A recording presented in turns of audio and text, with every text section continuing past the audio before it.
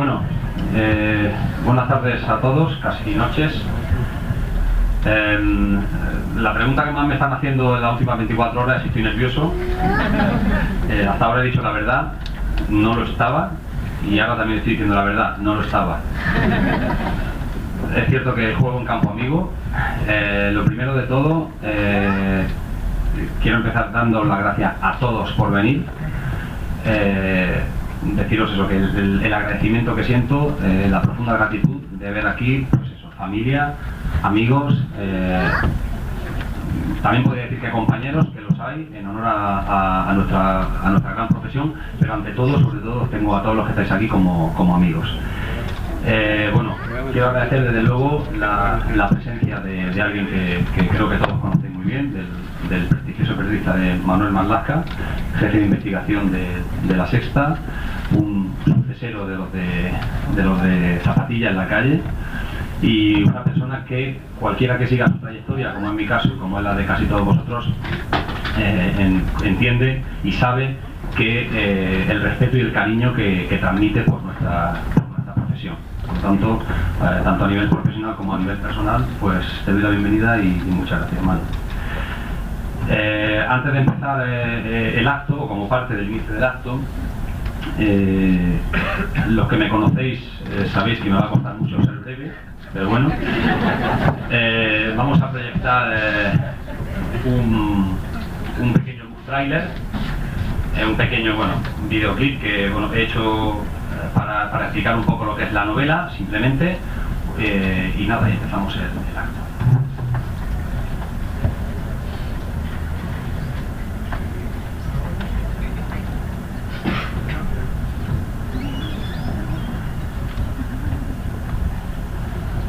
Eso es lo que en la tele llamamos un cebo. Cebaros bien para que la leáis todos la novela.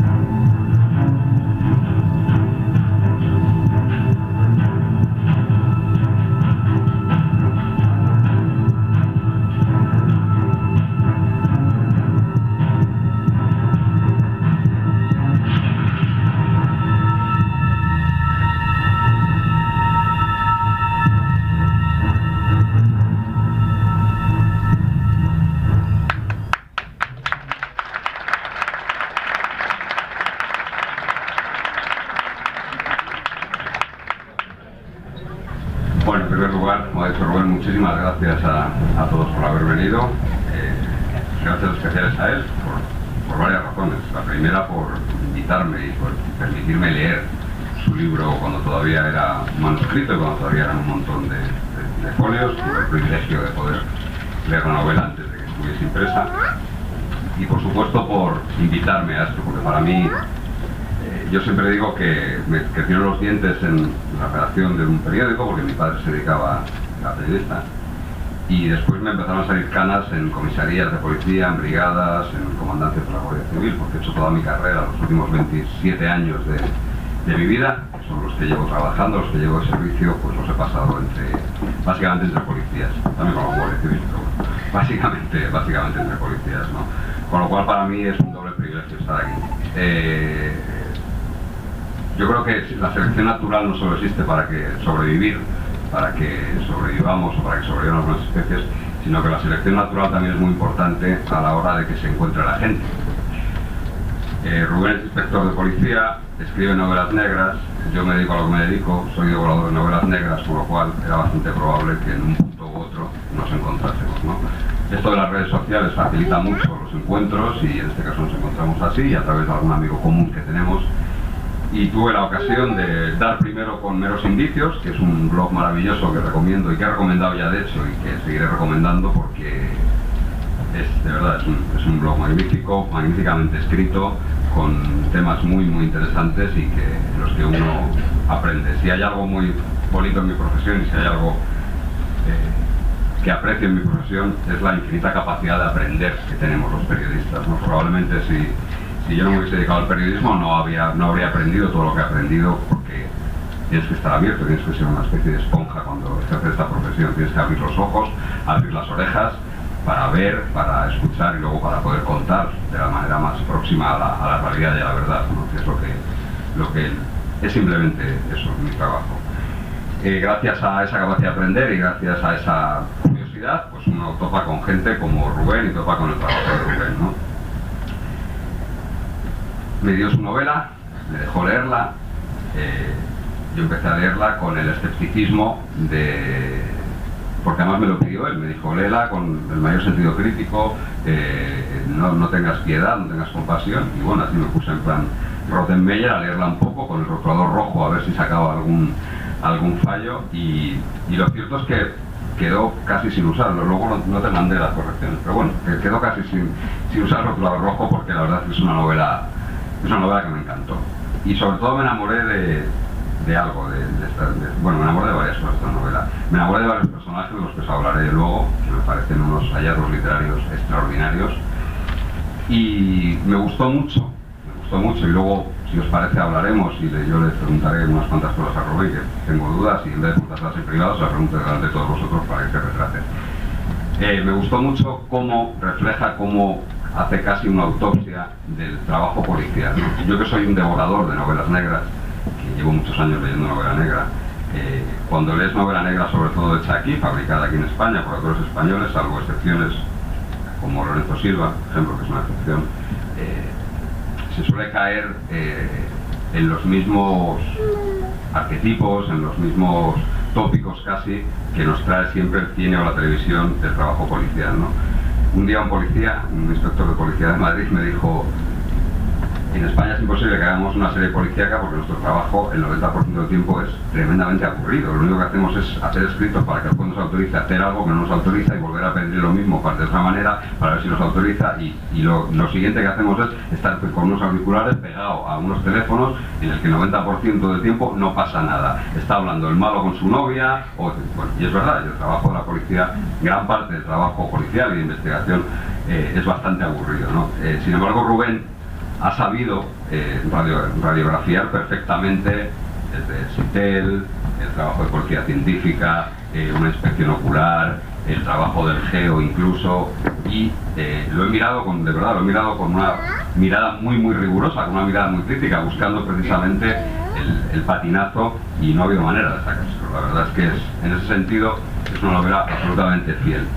Ese es uno de los grandes valores que tiene, pero para mí el mayor hallazgo del libro de Rubén, sin duda alguna, son los personajes, ¿no? Ese inspector de policía que yo digo por ahí, veo que lo has puesto en la contraportada.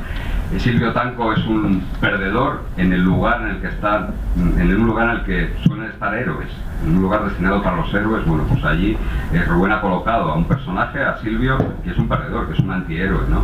En la vida no hay blancos ni negros, en la vida no todos somos esencialmente buenos ni esencialmente malos. La vida de todos nosotros, creo que no me equivocaré si digo que está llena de sombras y de zonas de claroscuros, y los personajes de Rubén están llenos de esos claroscuros. Por eso es tan fiel y por eso uno se siente tan identificado, y uno siente cuando lee la novela que está al final lo que está haciendo en esas 400 páginas es un retrato y un relato de vida que puede ser la de cualquiera de nosotros, y sobre todo la de cualquiera de sus compañeros de trabajo. Cuando uno lee Alas con tacones afilados, ya lo veréis porque estoy convencido de que todos lo vais a leer, los que no lo hayáis leído ya, cuando uno lee Alas con tacones afilados, huele hasta la adrenalina que se vive en algunos momentos del trabajo vuestro, es capaz de percibirla. Uno siente esa sensación esa respiración acelerada del que está al lado cuando estás a punto de tirar de un asunto o de hacer un operativo, bueno, todo eso se percibe perfectamente. Es una novela que, aparte de sus personajes, tiene esas sensaciones. Los libros, alguien me dijo un día, un escritor me dijo un día, que los libros sirven para que el lector pueda ver, escuchar, hasta oler lo que el autor quiere contar, y en este caso, créeme que es así. Hablaba de Silvio Tanco, pero no me quiero dejar otros personajes, como el oficial Hugo, que es ese caimán, ¿sí? ¿No? Es ese caimán que aparece, que hay muchos grupos, que se las sabe todas, que mira con cierto desdén y con cierto cinismo a la vida, y que es un personaje verdaderamente de novela negra, casi de manual. De Raquel y de Flema no voy a contar nada, ¿vale? Simplemente leedlo, porque son dos personajes femeninos. Pocas veces he visto en una novela negra dos personajes femeninos tan logrados como estos dos, de verdad, es maravilloso. Y voy a hablar de la parte que me toca de la novela, ¿no? Es la parte a la que Rubén dedica, de la parte de los medios de comunicación y de la televisión como espectáculo. Y Rubén ha sabido reflejar perfectamente la podredumbre que hay en una parte muy importante de mi profesión, ¿no? Esa parte de mi profesión en la que lo único que vale son los números, lo único que vale son las audiencias, y no hay ni corazón, ni escrúpulo, ni nada que se le parezca, ¿no? César Velano, que es el presentador que aparece en la novela, y todo su equipo, no solo el presentador, sino todo su equipo, son una banda de desalmados que, tengo que decirte, que se queda corto con los desalmados que hay en realidad en televisión.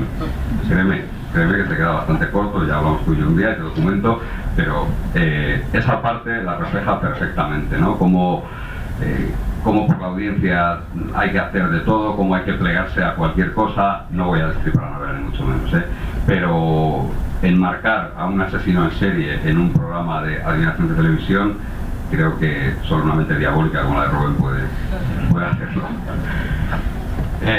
Poco más me queda decir, porque insisto que no quiero destripar la novela. Es muy recomendable, muy recomendable. De hecho, yo la he recomendado por ahí a un grupo de amigas que tienen un club de lectura, y ya veo que las han comprado todas, muy bien.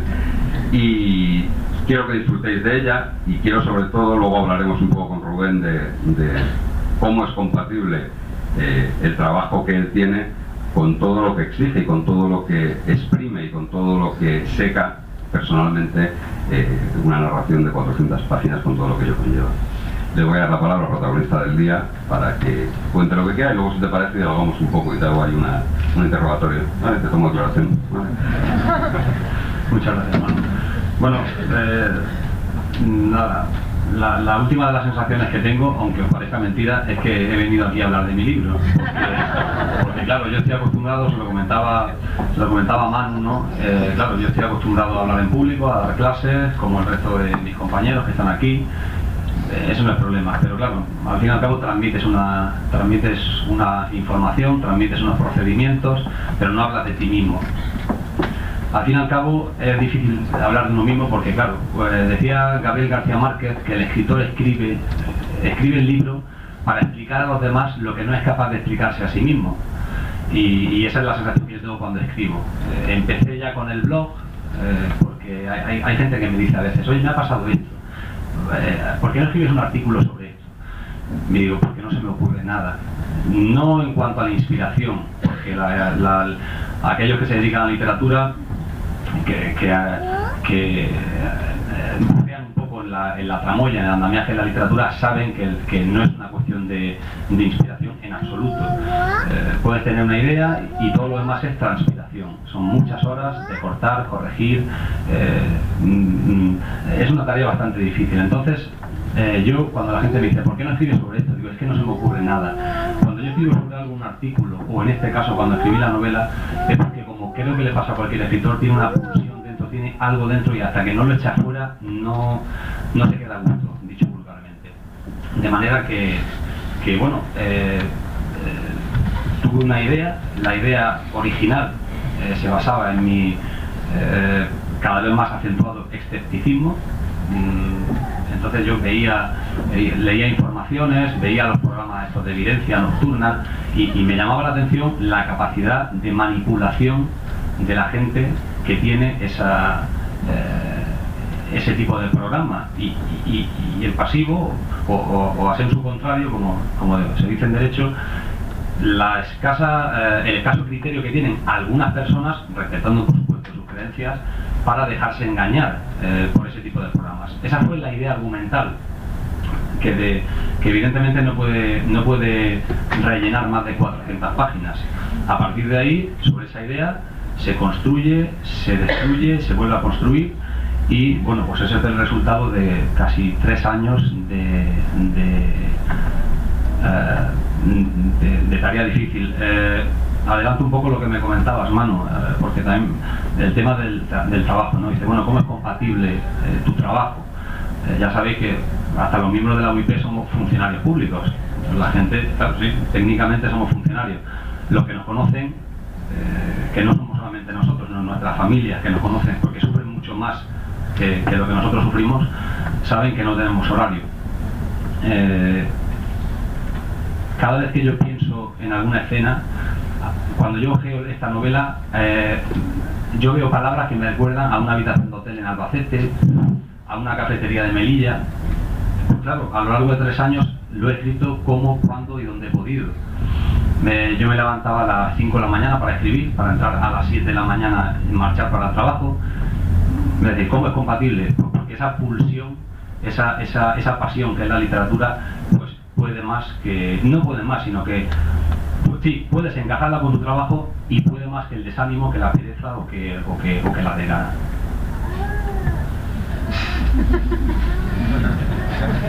Por favor.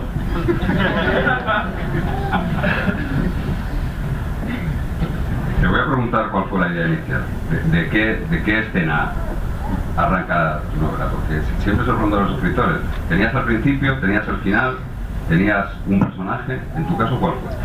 En mi caso, el personaje principal hace 3 años era una mujer.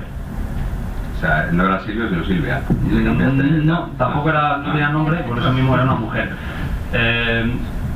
Sí tenía 2 elementos clave, que era una policía y que era una persona muy escéptica, muy desengañada, y por tanto se movía en un mundo de desengaño. Empecé a escribir la novela, y cuando llevaba 30 o 40 folios me di cuenta que en ese momento y lugar ese personaje no funcionaba. No estaba a gusto, no podía seguir rellenando frases, proposiciones subordinadas, podía seguir haciendo folios. Simplemente el personaje no funcionaba. Decidí cambiarlo por un hombre, en este caso, y a partir de ahí la primera, digamos, la escena clave para mí fue la llamada de Ofiuco, que es uno de los personajes, Ofiuco al programa. A partir de ahí empecé a construir todo, y empezó a multiplicarse la familia de personajes que constituyen la novela. Tengo que decirte que he encontrado a un inspector de policía que se apellida Tanco. Me ha costado, pero hace poco lo he encontrado. O sea, que me parece un nombre muy bonito, muy chulo, muy literario, y hace poco me enteré de que hay un...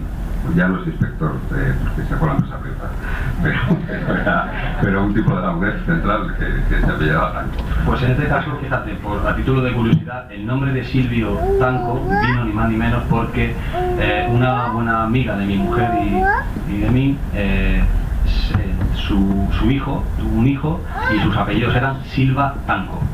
Y me llamó la atención la fonética de ese apellido, y aunque ya existía el personaje pero no tenía nombre, no lo había bautizado, hacía como los finlandeses que se esperan un mes o 2 para ponerle el nombre a los niños, pues al final decidí bautizarlo como Silvio Tanco.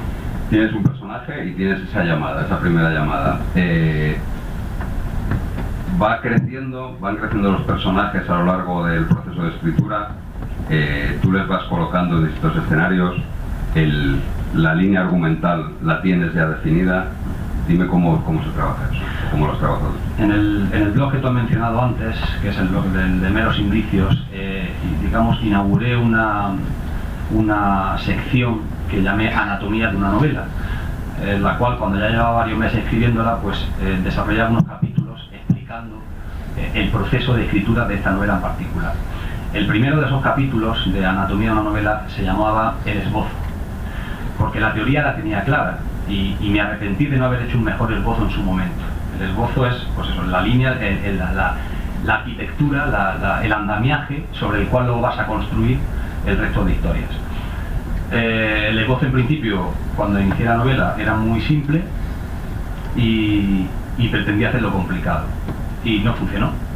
Una vez que los personajes principales empezaron a existir, los prioritarios fueron Silvio Tanco y Hugo Bográn, a partir de ahí fueron creciendo solos. ¿Y por qué digo esto? Puede parecer la parte romántica, cuando la gente dice, no, los personajes cobraron, en mi mente cobraron vida, solos y tal. No es así, simplemente que con la novela llega a ser tal obsesión escribirla, mi mujer puede dar fe de ello, que no duermes porque sueñas con ella, no sabes cómo encajar una trama, y en esa dificultad que tienes para encajar una simple trama, cuando la resuelves es cuando se te ocurren las secundarias y las terciarias.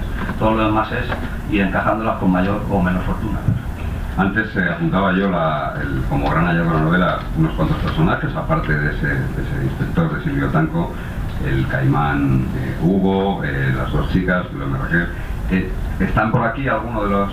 ¿Tienen algo de esos personajes los que están aquí o no? ¿O al revés? Yo siempre... Mira, es lo que decirte una cosa. ¿Qué parte, qué bocado de realidad has cogido? ¿Qué parte de todos estos has cogido para la novela? A ver, decía... no me engañes porque... No, en absoluto, a ti no puedo. No quiero tampoco extenderme mucho en citas, pero es que hay ciertas citas literarias que para mí definen muy bien lo que es la literatura. Juan Carlos Onetti dice que la literatura es mentir bien la verdad. Es decir, es evidente que todas las personas escribimos sobre aquello que conocemos, porque lo que escribe es un ser humano que percibe. Pero también es cierto una cosa, yo soy de los que está plenamente convencido de que las cuentas hay que ajustarlas cara a cara. A mí no me gustaría utilizar una novela para poner un personaje, para escribir un personaje y vengarme de alguien diciendo, mira, es este. No es así. Sí es cierto que hay partes de cada personaje, lógicamente, que están construidos no solamente de lo que son las personas, sino de cómo yo he percibido vivencias con esas personas, ¿no? Pero no hay ninguna biografía malsana. No, hombre, si malsana no es, con salvo algún comisario que otro que aparece por ahí, pero no son muy malsanos. Los tratas con cierto cariño, de cariño, vamos, o sea, que no. Dicen muchos novelistas que la novela negra es un poco la novela de denuncia de ahora, ¿no? del siglo XXI, que desde los 70, 80 del siglo pasado hasta ahora, la novela negra ha servido un poco para radiografiar a la sociedad y sobre todo para denunciar los males de esta sociedad. Que querías, ya sé que no es una novela de denuncia, obviamente, ¿no? Pero sí que te has fijado en algunos puntos, en algunas claves, en algo de lo que nos rodea, que me interesaría comentar contigo. ¿Dónde has puesto el foco?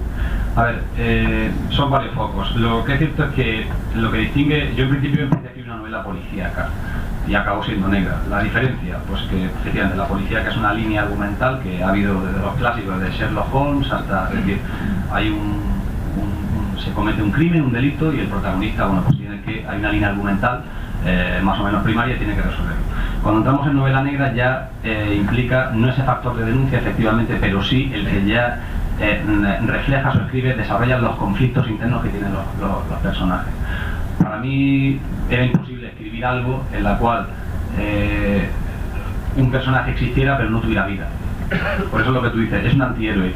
No lo he hecho aposta como tal, simplemente en cualquier profesión y en la nuestra también hay frustraciones, no todo sale bien, no todo es la fotografía en prensa con el alijo, todo muy ordenadito, con los billetes. No, para llegar a eso hay que frustrarse mucho, hay que sufrir mucho, hay que discutir mucho en casa, hay que afrontar muchas cosas que no salen como salen.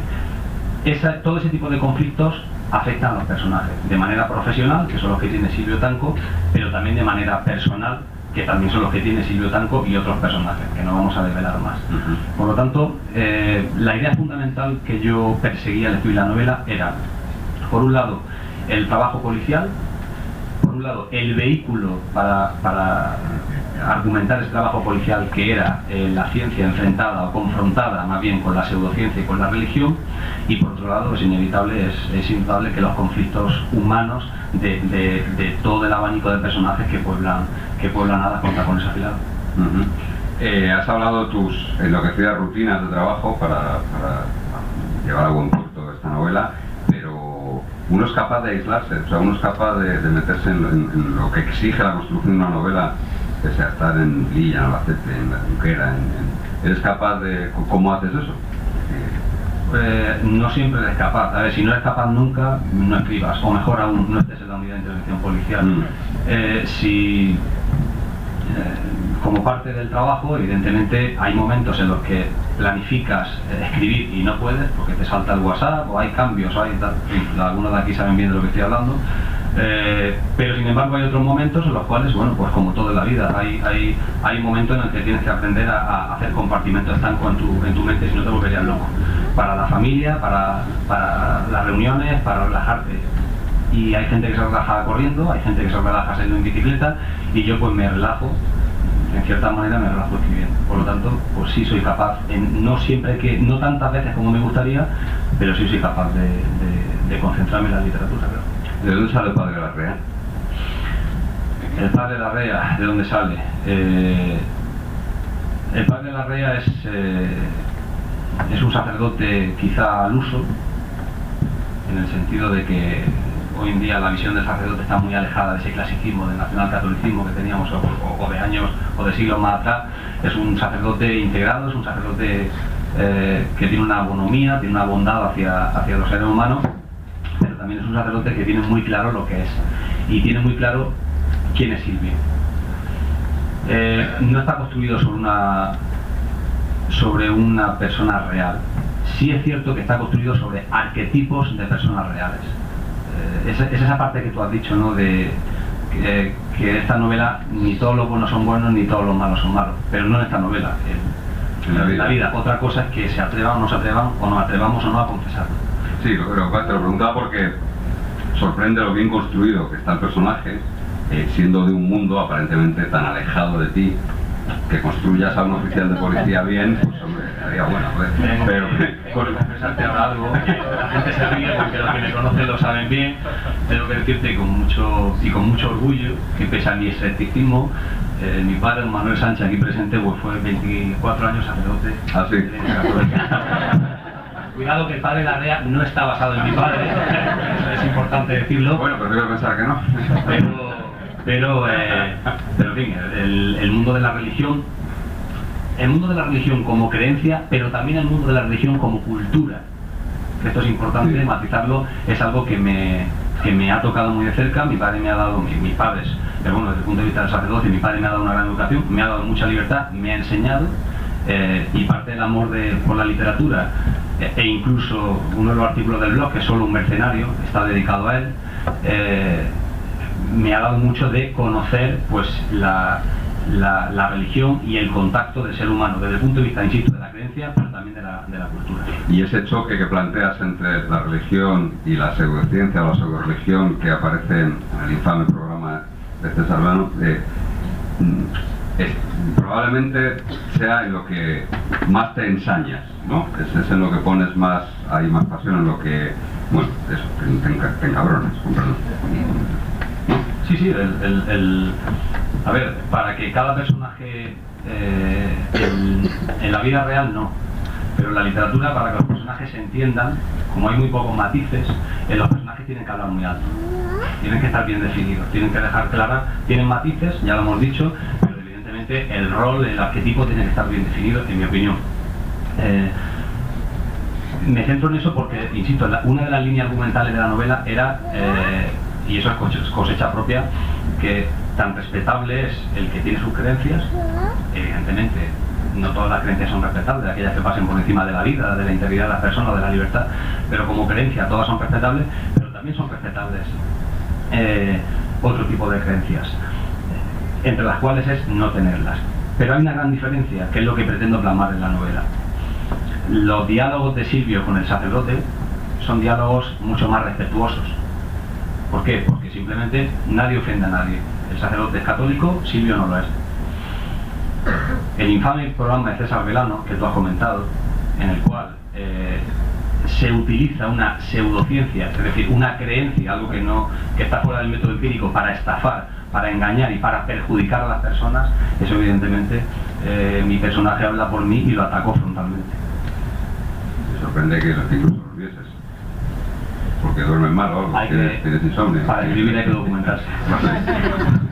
¿qué parte, dime qué te ha dado a ti la novela y qué parte de ti hay en la novela? En el viaje inverso, dime qué parte hay de cada uno. Te va a parecer extraño, no...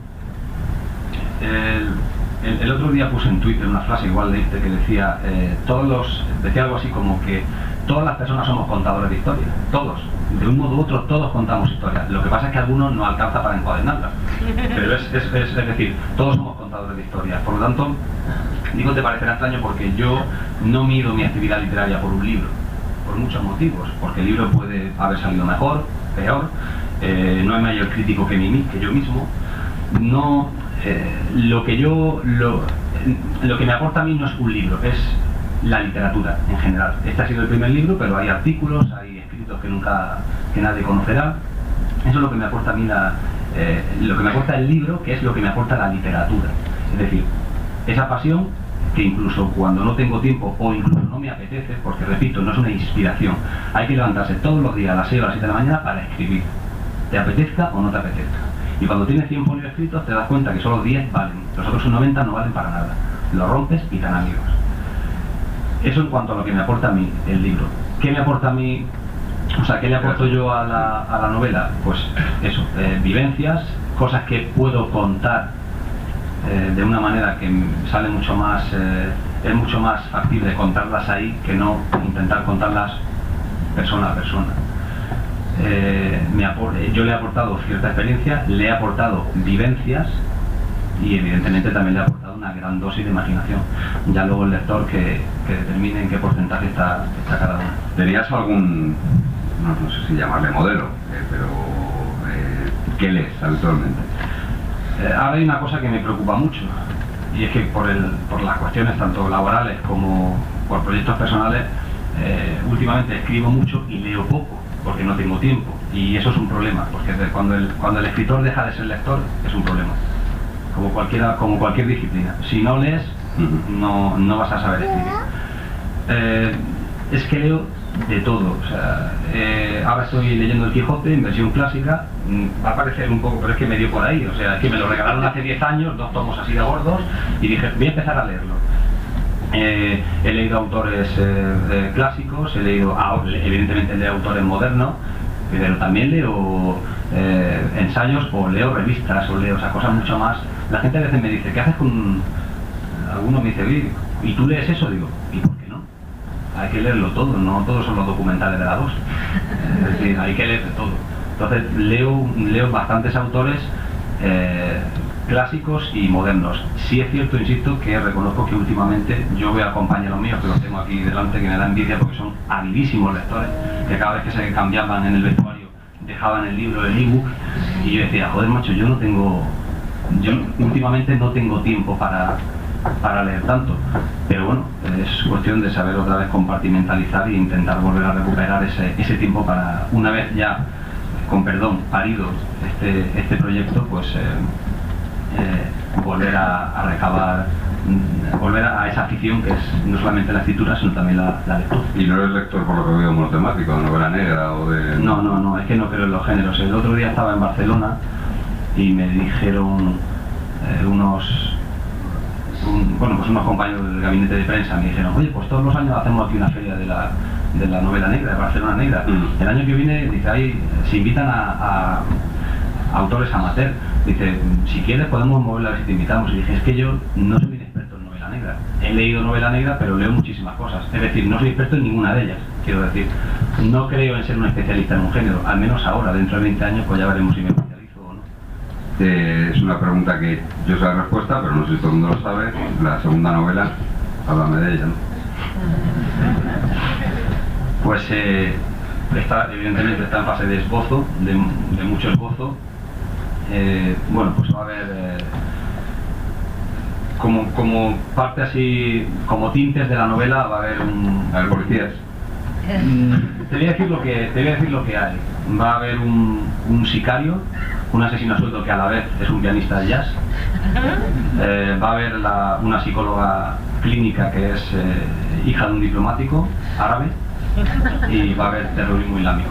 Eso es hasta ahora lo que puedo comentar. Joder.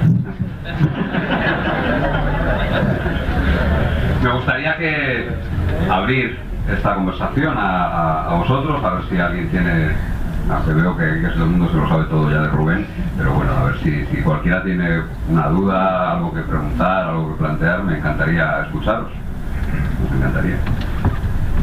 Seguro que no. Muy bien.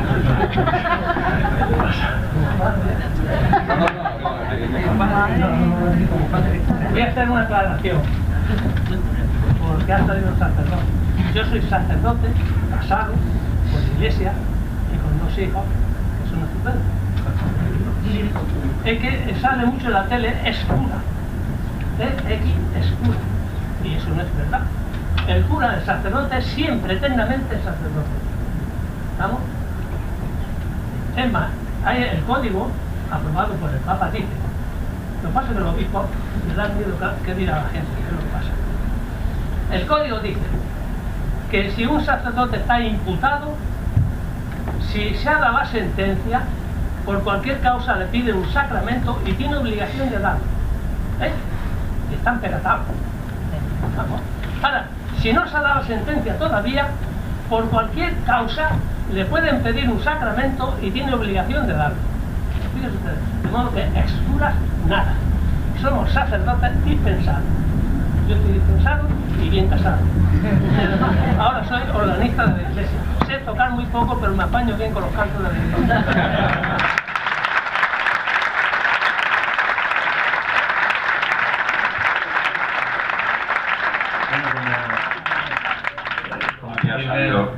Había una sombra de duda que aclaró tu padre inmediatamente. Como podéis ver, la locuacidad también se hereda. Y bueno, sí, antes no lo he matizado, perdona papá, porque antes no lo he matizado, pero bueno, efectivamente, derecho canónico... Los pelos de punta todavía, de que lo has dicho. Sí, estaba ya... No, como dice el derecho canónico, cualquier sacramento dicen que imprime carácter, es para toda la vida, por lo tanto sigue siendo sacerdote, no en ejercicio como tal, pero sigue siendo sacerdote. Bueno, no, ¿alguien quiere alguna cuestión? ¿No? ¿Seguro?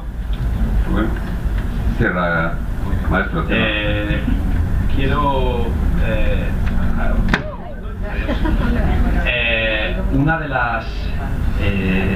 una de las cosas que, como yo nunca había hecho una presentación, cuando me documenté sobre la presentación, cómo había que estructurarla, ya sabéis que me gusta, los que me conocéis sabéis que me gustan las cosas bien hechas, y una de las cosas que vi es que los autores leen capítulos de su novela, lo cual me parece aberrante, por un motivo, porque yo creo que la novela es distinta en cada uno de vosotros. Es decir, cada uno leerá la novela, alguno incluso la leerá más de una vez, porque se aburrirá, y lo que a uno le parezca no le parece a otra persona. Cada uno asimila la literatura, los personajes, las acciones de un modo. Por lo tanto, yo considero que sería invadir vuestro campo leyéndola. Pero sí, para acabar, sí me gustaría, espero no llorar, tampoco lo prometo, sí me gustaría leer, por páginas, leer los agradecimientos que figuran al final de la novela, porque para mí es importante reseñarlos. Un libro es una mentira compuesta de muchas verdades, algunas de las cuales no pertenecen a la experiencia ni a la imaginación de su autor, y sí al conocimiento de quienes tuvieron a bien ayudarle, aún en ocasiones sin ser conscientes de ello. Desde estas páginas quiero expresar mi más sincera gratitud a las siguientes personas e instituciones por su inestimable colaboración. A la doctora Rebeca Churri Veiga, médico especialista en oncología médica, por haberme adentrado en el conocimiento de una enfermedad como el cáncer, no solo en sus aspectos clínicos, sino también en su dimensión más humana. A Aureliano Juárez Delgado, amigo e ingeniero de telecomunicaciones, por este orden, por su excelente asesoramiento sobre nuevas tecnologías, tan pedagógico que hasta yo fui capaz de entenderlo. A mi también amigo Alejandro Soler López, por explicarme de forma sencilla y apasionada el desarrollo del Vía Crucis penitencial de la Hermandad Juvenil del Santo Cristo del Perdón, de mi hermosa ciudad, Almería. A Manuel Marlasca, periodista, por el apoyo prestado y por saber contar como nadie lo que somos y lo que fuimos. Mi respeto y mi admiración. Gracias. A los fotógrafos, Yolanda Martínez y José Macías, por saber plasmar en imágenes lo que tal vez otros difícilmente sabríamos describir con palabras. A Mari Carmen García Galot, de Estilográficas Corrección, por la difícil tarea de poner con impecable eficacia a un escritor delante del espejo de sus errores y de sus erratas. A Ramón García, pianista y alma de la taberna del piano, por regalarme la música que me acompañó durante incontables horas de escritura. A todos aquellos que me ayudasteis leyendo los primeros borradores de esta novela y que me proporcionasteis datos y traducciones puntuales con la generosidad que siempre caracteriza a la gente de bien. A mi familia, a mis amigos y a mis compañeros.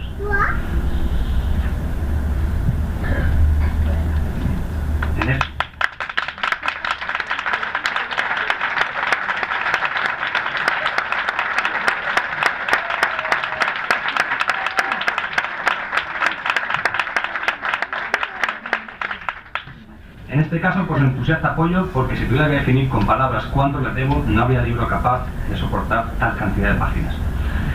Quiero también agradecer por penúltimo al Cuerpo Nacional de Policía, enorme institución que me enorgullece, me define y me emociona al mismo tiempo.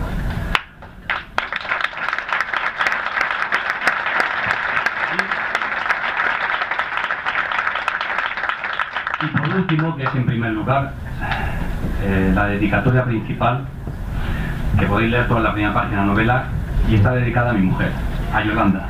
Aquí.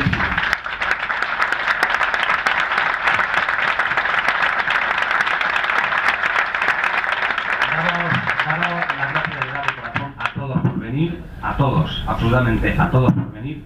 Estoy entre amigos, estoy entre compañeros, estoy entre familia. Y nada, informaros, aparte de darte también de nuevo las gracias. Ahora voy a decirte yo algo. Bien, pues, Yo que no me había leído el manual de las presentaciones de libros, porque no lo conocía, ¿vale?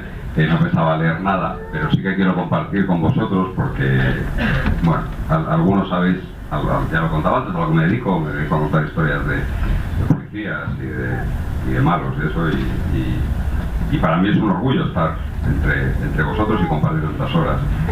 Probablemente uno de los días más que mejor me he sentido, o incluso más feliz, fue en octubre del año pasado, cuando tuvieron a bien, a propuesta además de un grupo de Laudico, me propusieron para una Cruz Blanca, al mérito policial, y me la dieron, ¿no?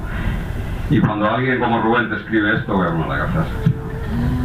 En la dedicatoria: solo quien comparte trinchera sabe contar también la guerra. Yo lo único que hago es ver, escuchar, mirar y luego contar. No tiene ningún mérito. El mérito es de quien hace la guerra.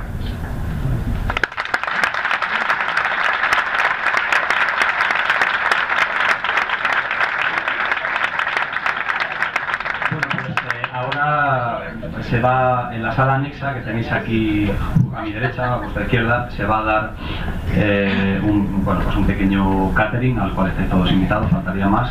Y a aquellos que lo deseéis, bueno, pues permaneceré aquí un ratito pues para dedicaros la novela a aquellos que tengáis a bien pasar por aquí, ¿de acuerdo? Gracias a todos. A comprarla todo el mundo.